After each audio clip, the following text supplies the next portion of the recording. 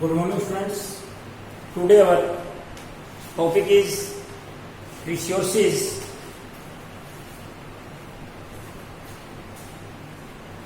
and development.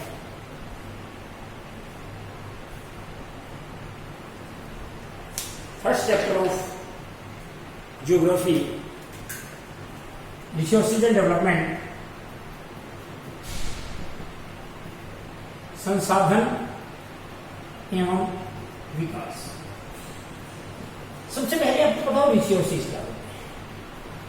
Resources fulfil our desires, our needs. ये हमारी जरूरतों और इच्छाओं को पूरा करते हैं। We need resources for economical development. हमें राष्ट्र के आर्थिक विकास के लिए भी रिसोर्सेज की जरूरत होती है। Human being also resources. मानव स्वयं एक संसाधन है। आपने पढ़ा होगा natural resources, man made resources and human being also resources. यहां पर हम रिसोर्सेज की बात करते हैं, इसको तीन भागों में हम बांटते हैं। Natural resources which was provided by nature, जो हमें प्रकृति से मिले हैं। For example water, air, these are natural resources. Rocks, metals, these are natural resources. Second is man made resources which was made by man, जो मनुष्यों के द्वारा बनाए गए हैं। जैसे ट्रांसपोर्ट, परिवहन साधन जितने भी हमारे हैं, roads, these are man-made resources.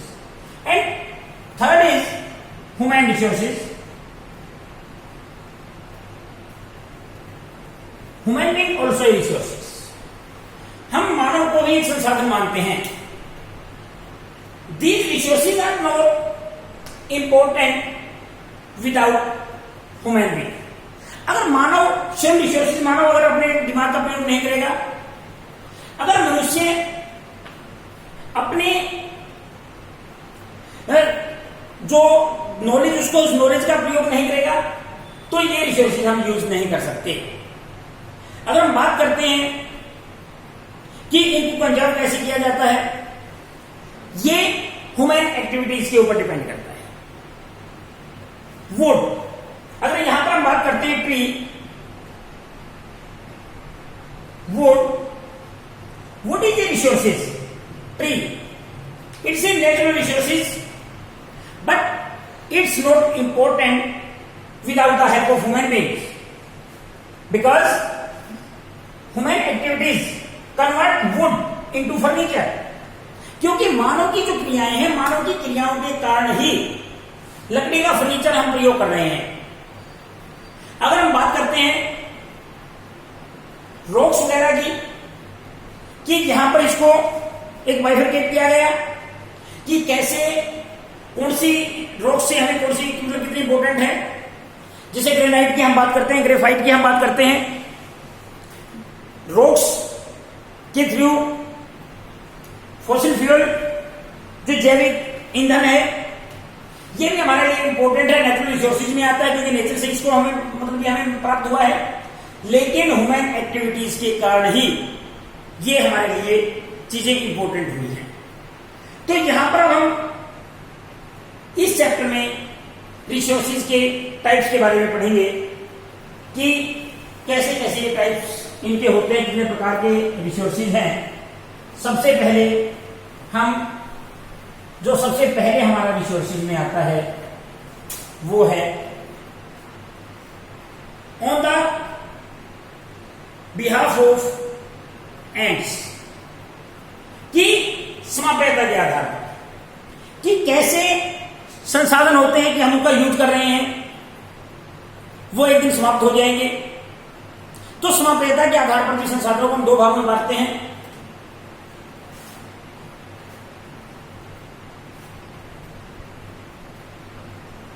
renewable resources and non-renewable resources. Renewable resources, non-renewable resources. Difference between these two. Renewable resources whose quality is not reduced due to use and which can be repeatedly used without fear and exhaustion or term renewable resources. भाई जिसकी अगर हम बात करते हैं कि इनकी quality और जो क्वांटिटी है वो फिक्स होती है। भाई एक दिन अगर हम इनको लगातार यूज करते रहे ये समाप्त हो जाएगी। For example water, wind, air, sorry water, wind, forest, these are renewable resources. क्योंकि ये दोबारा हमें प्राप्त हो जाते हैं, sorry, they can be renewed or produced by physically, chemically and mechanical process. ये जल्दी हमें दोबारा प्राप्त हो सकते हैं। अब जैसे वाटर है, जो वाटर साइकिल होता है, वाटर साइकिल के थ्रू 70% वाटर बट 1% यूजेबल। जो टोटल वाटर का 70% हमारी अर्थ का है और इसका जो अर्थ का जो 100% है उसका 70% फाउंड इन ओशियंस, वो महासागरों में पाया जाता है। और कुछ sorry 97% found in oceans, 2% ice citrus के रूप में जो एयर में मॉइस्चर है उसके रूप में, और 1% जो है वो यूजेबल होता है ग्राउंड वाटर के रूप में भी। इसमें हम कह सकते हैं कि ग्राउंड वाटर के रूप में भी ये है। बहुत सारा ऐसा होता है जो नॉन यूजेबल आता है। तो ये रिन्यूएबल रिसोर्सेज में आता है कि वाटर एक रिन्यूएबल रिसोर्सेज है, लेकिन यूजेबल अगर हम बात करते हैं कि 1% जो यूज हो रहा है वो नॉन रिन्यूएबल में आता है। भी बहुत कम चांस होते हैं कि बरसात हुई, बरसात के बाद, क्योंकि इसके लिए सबसे जरूरी होता है वाटर कंजर्वेशन, कि हम जल का संरक्षण करते हैं। कैसे करेंगे हम? जैसे जो मतलब जो बरसात वगैरह होती है रेनी सीजन में, जो हम हमारी रूफ वगैरह को साफ करके और उसके बाद उसका जो वाटर है उसको कंजर्व करते हैं, उसको ग्राउंड वाटर में मिक्स कर देते हैं। जैसे राजस्थान टाइप में एक टांका होता है, एक मतलब बड़ा होल या बड़ा हम गड्ढा बोल सकते हैं, उसको जमीन के नीचे बनाया जाता है, उसी के ऊपर मकान बनाया जाता है। उसके 2 बेनिफिट होते हैं, तो वाटर को कंजर्व कर देते हैं और दूसरा वहां पे मकान ठंडे रहते हैं। इसके अलावा renewable resources like sunlight, wind, water and flow resources whose stock is continuous and are being used in since time immemorial. ये रिन्यूएबल रिसोर्सेज जैसे सनलाइट है, ये भी हमारे रिन्यूएबल रिसोर्सेज में आता है। आज के टाइम में इनका हम काफी यूज कर रहे हैं। जैसे सोलर एनर्जी के रूप में सोलर को एज ए एनर्जी हम यूज कर रहे हैं, तो ये रिन्यूएबल रिसोर्सेज है। इसके अलावा biotic resources that are renewable, यहां पर बायोटिक एंड एबायोटिक, इसको 2 भागों में डिवाइड करते हैं। बायोटिक में आते हैं जो लिविंग थिंग्स, जैसे वो मतलब ट्रीज वगैरह इसमें आते हैं, जो लिविंग थिंग्स से हमें प्रोवाइड होते हैं। फ्यूसिल फ्यूल ये भी इसी में आता है, क्योंकि जो जलीय जीव जंतु हैं उनके जमीन के नीचे दबने से रिसोर्सेज बने हैं। और इसके अलावा हम बात करते हैं कि ये कुछ may be temporary and diminished but may be renewed again and again natural process and proper management. सबसे इंपॉर्टेंट रिन्यूएबल रिसोर्सेज में माना जाता है कि प्रॉपर मैनेजमेंट। चाहे हम वाटर की बात करते हैं, अब वाटर को हम रिन्यूएबल रिसोर्सेज मानते हैं कि एक रिन्यूएबल रिसोर्सेज ही बार बार हमें प्राप्त हो जाता है, वाटर साइकिल बनता है, लेकिन इसका मतलब ये नहीं है कि हम इसको ज्यादा यूज करने लग जाएं, क्योंकि जो 1% है सिर्फ वही हमारे लिए यूजेबल है। अगर ये भी नहीं होगा तो हम प्यासे मर जाएंगे। तो इससे बेस्ट ये है कि हम इसको एज ए रिसोर्सेज हम इसको यूज करें। इसके अलावा अगर हम बात करते हैं कि non renewable resources, these resources are substances whose stock get reduced and gradually exhaust with use and term non-renewable resources. इसको हम इंक्रीज नहीं कर सकते। These resources cannot renewed और increased and recover। इनको रिकवर नहीं किया जा सकता, इंक्रीज नहीं किया जा सकता। एक लिमिटेड मात्रा में ये होते हैं कि एक दिन समाप्त होने मतलब जैसे जैसे ये हम यूज करेंगे इनको ये समाप्त हो जाएंगे। And their quantity is more और less fixed because their formation takes long geological period of millions of years.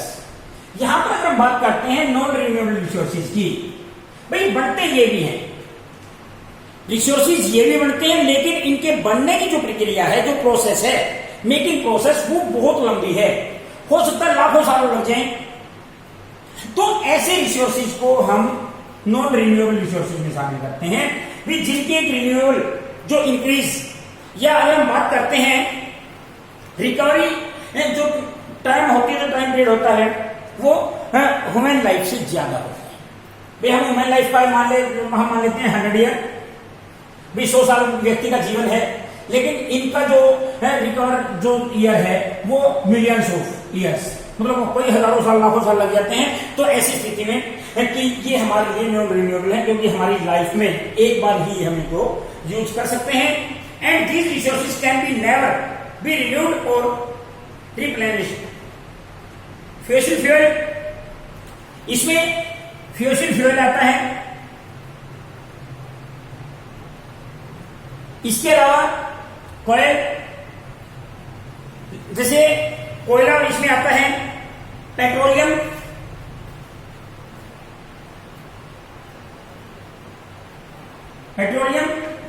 And minerals, जो खनिज पदार्थ हमारे होते हैं, मिनरल्स, ये हमारे नॉन रिन्यूएबल रिसोर्सेज में आते हैं। क्योंकि फ्यूसिल फ्यूल जो जैवीय ईंधन है, ये भी हमें प्राप्त हो सकता है, लकड़ी, कोयले की मतलब कोयला जो बनाया जाता है, ये भी हमें प्राप्त हो सकता है, लेकिन इसकी जो एक रिकवरी ईयर है वो हजारों लाखों साल लग जाते हैं, जो ह्यूमन लाइफ है, ह्यूमन लाइफ से बहुत ज्यादा होती है। ऐसे ही पेट्रोलियम है, मिनरल्स है, तो ये हमारे नॉन रिन्यूएबल रिसोर्सेज में आते हैं। और इसके बाद हम आगे डिस्कस करेंगे on the basis of ownership, और इसके बारे में हम नेक्स्ट टॉपिक में डिस्कस करेंगे। Thank you and have a nice day.